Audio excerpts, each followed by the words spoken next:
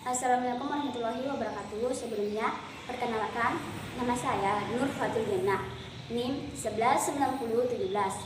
Nah, di video kali ini saya akan menjelaskan sedikit materi mengenai kadar air dan abu. Langsung saja kita ke materi pertama, yaitu kadar air.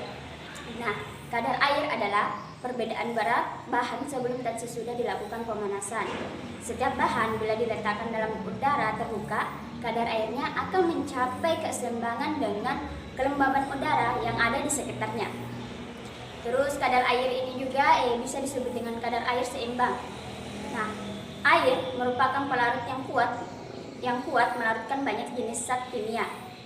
Zat yang bercampur dan larut dengan baik dengan air, misalnya garam, disebut dengan zat hidrofilik. Dan zat yang tidak mudah tercampur dalam air, misalnya minyak dan lemak, itu disebut sebagai zat hidrofilik. Terus air dalam suatu bahan makanan terdapat dalam berbagai bentuk. Nah, yang pertama, air bebas. Air ini terdapat dalam ruang-ruang antar sel dan intergranular dan pori-pori yang terdapat pada bahan. Nah, kedua itu air yang terikat secara lemah. Air ini terabsorpsi pada permukaan kulit makromolekuler seperti protein, pektin fatty, serta selulosa.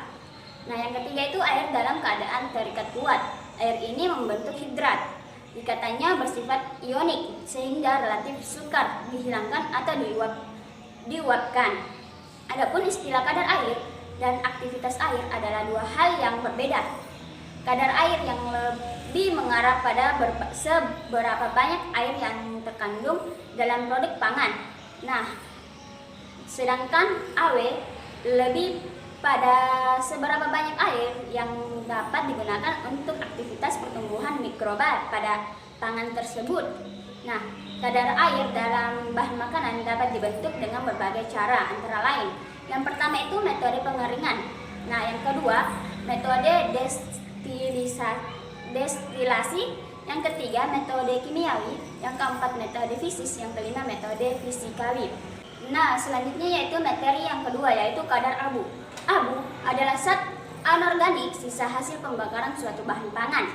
Kandungan abu dan komposisinya tergantung pada macam bahan dan cara pengabuannya. Sebagian besar bahan makanan, yaitu sekitar 96%, terdiri dari bahan organik dan air. Sisanya merupakan bahan anorganik berupa mineral yang disebut dengan abu. Nah, penentuan kadar abu ada hubungannya dengan mineral suatu bahan. Proses untuk menentukan jumlah mineral sisa pembakaran disebut pengabuan untuk mengetahui kandungan abu yang dapat larut dan tidak dapat larut. Nah, perlu dilakukan tindakan berupa melarutkan sisa pengabuan dalam aquades kemudian disaring. Endapan yang terdapat di kertas saringan merupakan abu yang tidak dapat larut, sedangkan yang ada dalam air merupakan abu yang mudah larut. Nah, adapun metode pengabuan terdiri dari dua cara, yaitu pengabuan basah dan pengabuan kering.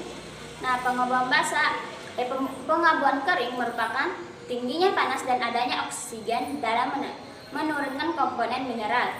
Pengabuan basah itu menggunakan oksidator kuat atau asam kuat, biasanya digunakan untuk menentukan individu komponen mineral.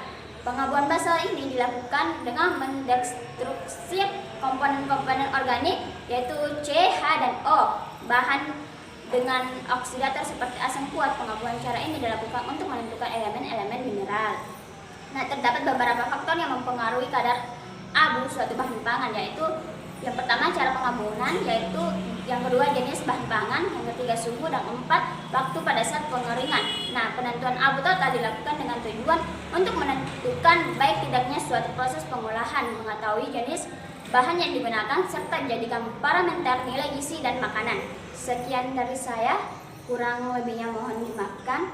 Assalamualaikum warahmatullahi wabarakatuh.